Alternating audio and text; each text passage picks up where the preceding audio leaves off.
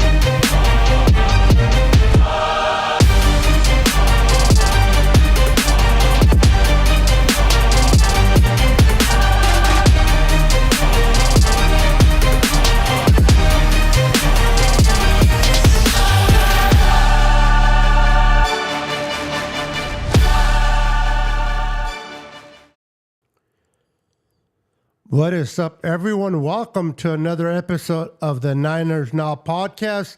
I am your host, Niner Beto, with my co-host, Jess. How are you doing today, Jess? I'm doing well. How about you? I'm doing great. Another fun day in the world of social media going live, talking about the San Francisco 49ers. Did you hear the latest news of the Niners from Matt Miyoko? Which would be? No. That this feels different. And he's talking about Brandon Ayuk. He says this feels different. He feels that there might be a huge chance that he won't be with the Niners this year. Really? Or end the season with the Niners this year. Yeah, he says That's this. interesting. He says he goes the Deebo Samuel, the Nick Bosa situation, was different. This thing feels different for him based on his experience of the San Francisco. Doesn't mean he knows exactly what's going on. Doesn't mean he's going to be not here. For all we know, he can sign a contract. But based on what he's hearing and what he's sensing, that there is a possibility that he could be traded. And a lot of us thought they might sign him and move on from Deebo next year. But I don't know. $30 million per year. I understand Brandon Ayuk is an amazing receiver, true number one. I love his route running. I love his catching ability, the way he connects with Brock Purdy. But let me ask you, Jess, $30 million per year, maybe $80 million signing bonus for him.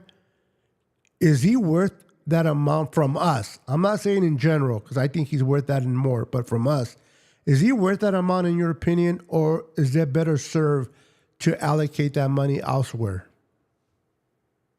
I think he is worth it. And the one reason would be Brock Purdy.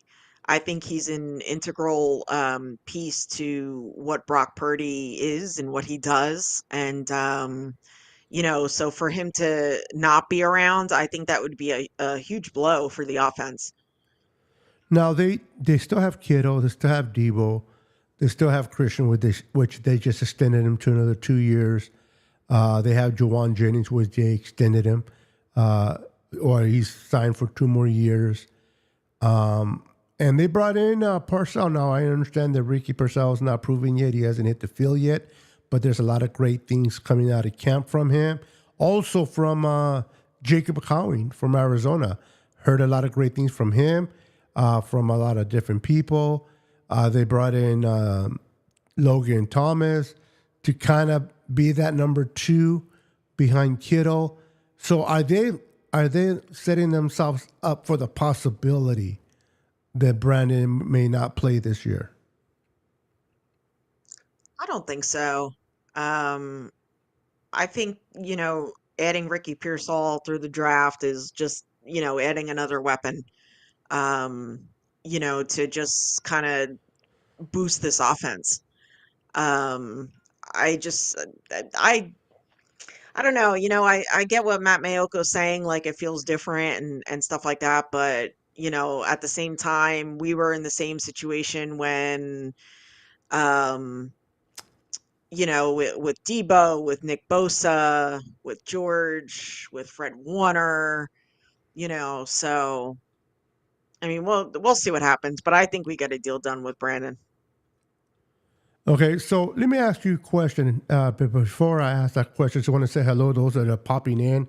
What's up, Jimmy? What's up, Daniel Burry Sports and Eric in the house? What's up, guys? Welcome to the show. Welcome, welcome.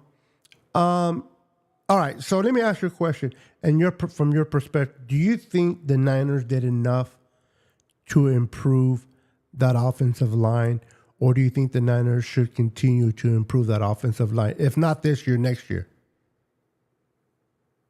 I think they're very high on Colton McKivitz. Spencer Burford, I feel like they're going to, you know, hopefully Spencer Burford takes a big step in the right direction. But we also have Dominic Pooney. And I'm excited. Like I hope that we actually see him because I think, he'll do good things for us. And we re-signed Jonathan Feliciano as well. So I think the offensive line will be fine. Um, you know, I'm slowly getting over, the whole Chris Jones getting through there and stuff like that on Spencer Burford, but stuff happens. What are you gonna do? Yeah, true, true. And the reason why I asked that question is because a lot of Niner fans do want or do desire for the Niners to improve their offensive line. They want a somewhat Trent Williams on the right side type of player. And what people don't fail to realize that guards are demanding 16, 17, even 20 million per year now, the best guards out there. And a lot of people do want better guards and better tackle at right tackle, and they want this or that toy. But can you do that with signing Brandon?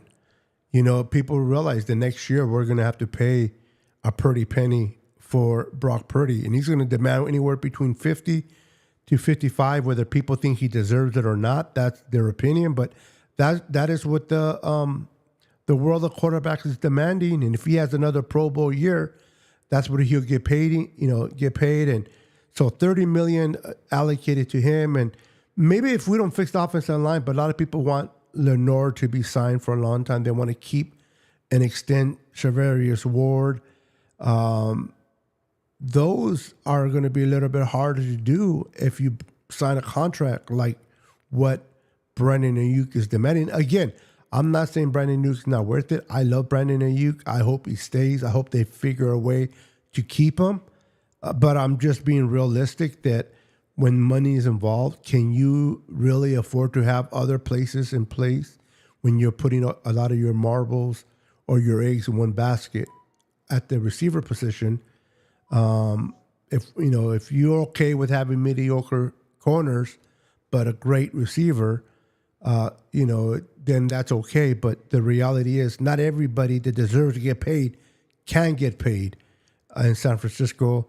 But Well, you know what? I don't mean to cut you off, but I will say this. A lot of people are saying that we're getting older and we're not going to keep the nucleus together. But at the same time, we just extended Christian McCaffrey and we have him through the 2027 season.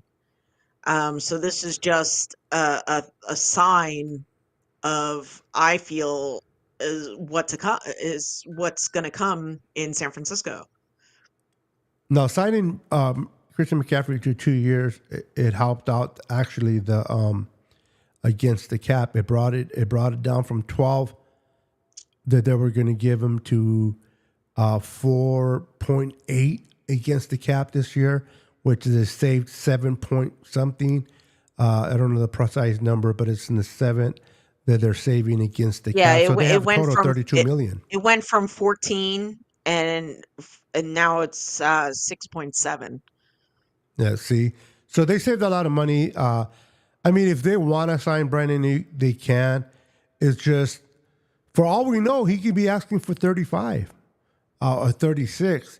Do you think there's a point? What is your limit per year and signing bonus that you're like, I love this kid. I think we can go far. I think he's important for Brock Purdy. But where is your cutoff line per year and the signing bonus, in your opinion?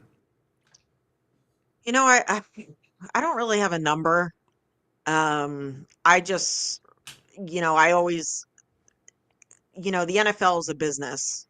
These are employees playing for the employer, and at the end of the day, like they all want to get paid. But the organization is going to do what's best for the organization. And paying him a boatload of money isn't going to help us in the long run.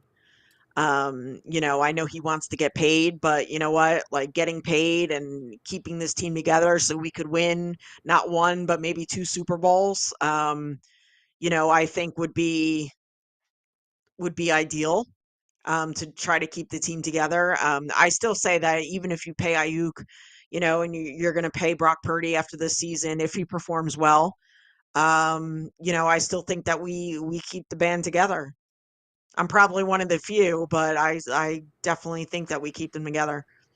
Okay, so if okay, and I like that. I definitely do, and I don't want to sound like downer, or however you want to say it, but I'm just trying to keep the conversation going. Uh, Mhm. 30. Let's say they give him 35 per year and 110 million signing bonus. As long as he's happy, do you think the Niners, you'll be okay with that? I know that a lot of Niner fans get attached to what we pay players, like if the money's coming out of their account, it's coming out of the Niners, and the Niners know what they're paying and what they can afford. The Niners don't pay that person too much. That's too much, or that's not enough. It's like, dude, the money's not coming from your account. Stop acting like you're the Well, guy you know opening what, up your the one checkbook. thing is that we have Parag, and at the end of the day, I mean, he's like a wizard. So I'm really not concerned about what we pay Brandon Ayuk, what we pay Brock Purdy, and stuff like that. I think they'll get it done, and it'll be for the best interest of the team. But I think both sides will be happy. Absolutely. Yeah, I'm fired of though. I do want to see what this year looks like. It looks like, and I understand it's just OTAs and mandatory mini camp. We still have to see what training camp's about. But I've been hearing a lot of great things about our receiving core. I've been hearing great things about our corners. Uh, our rookie from what is his name? Hold on, I can't think of his name right now. Renardo Green. How to Hmm. remember it? Renardo Green looks promising. Malik Mustafa or Malik Mustafa looks promising. It looks like a monster, according to some of the reports that I've heard. And like you said, Dominic Pooney, he can step in at right guard right away and compete for that spot. Now, I know that Jake Brendel is dealing with knee tendonitis and hasn't been practicing. They're saying he might be ready to go for training camp, but we have to wait and see. But there might be a possibility that they move number 55. What's his name? Feliciano. Feliciano to center. People Yeah. forget that's what he played before he came to us. So he's played the center role. If they move him, so think of this lineup. You got Trent Williams, Aaron Banks, Feliciano, then you got Pooney, and then you got McKivitz there. Do you think with that lineup that I just mentioned, do you think that would be a better offensive line than it was last year, in your opinion? Yeah, you know what? I think so. I mean, they don't have to, spend big to have a real good offensive line. Like I said before, like the pieces that they picked up are really, you know, are good. Who knows? Spencer Burford may take a big leap and, go in the right direction. We'll see. But I'm not really worried. I wasn't really worried about the offensive line last year, and I'm really not worried about it now. Yeah, I mean, we all want maulers, and we want. I mean, if we can have a Trent Williams across the board on our offensive line, I mean, have a super offensive line, that would be amazing. But the reality of the But salary nobody cap, has that, you know?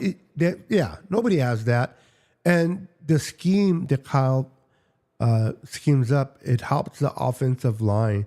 And one of the ways they did, and this is my personal opinion, one of the ways they improved the offensive line this year is by adding Ricky Purcell, by adding Jacob Cowing, who can go across the middle and get open quickly so that Brock Purdy can get the ball out of his hands quicker, and it helps out the linemen. People don't realize if you can have a receiver that makes quick breaks and can get open and Brock hits him in stride, then there's less pressure on the offensive lineman. So there's different ways of helping out the offensive line.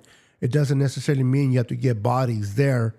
And I think Kyle's doing it that way. And at the end of the day, we're fans. We get emotional. We think we know what's best for the team and which direction they should go. But listen, Kyle Shanahan and John Lynch have been here for 8 years. And yes, I am not naive. I understand we haven't won the Super Bowl yet. I understand that is the main objective and goal each and every year. But I cannot deny that in 8 years, we went from a team that was trash, a team that was always losing, that we didn't have a head coach, we didn't have great players. And Kyle and John came in 2017 and pretty much demolished the whole roster and built it from the floor up. And 2 years from their hire, we were being represented in the Super Bowl. And now we had 2 Super Bowl appearances under Kyle and I believe 3 NFC championships. Have we won it yet? No. Have we crossed over? No. And that is frustrating within itself. But I cannot be blind to how much success we have become. We have arguably the best roster in the NFL, Jess. And that doesn't happen if you don't have great personnel in the front office. No, it doesn't, and it just speaks volumes to this regime. I mean, and the culture that they put forward. And I is it enough this year to get over the hump? We were right there last year. Yeah, KC won it, so they were the better team. But I think that we were the better team last year, and we had our opportunities, but we didn't capitalize. So now we're going into the new season. There's Thanks, Bebop. We have 40 days off, and then training camp starts, and it's a new season. But I think we'll be right there in the thick of things when it's all said and done. I agree. Listen, we have arguably the best roster in the NFL. Like I mentioned a few minutes ago. You ask yourself, how can you get better, right? How can you get better when you arguably already have the best roster, and yet Kyle and John figured that out by drafting Ricky, drafting Jacob Cowing, drafting defensive players. They can come in. And this year, it seemed to me that they went a completely different route. They didn't go for a player with the most ceiling. They went with the players with more experience in college. They love the ceiling, but they want to be players to be effective now and able to help this team. Kyle understands that window, whether people believe in Super Bowl winners or not, whether they exist or not. It's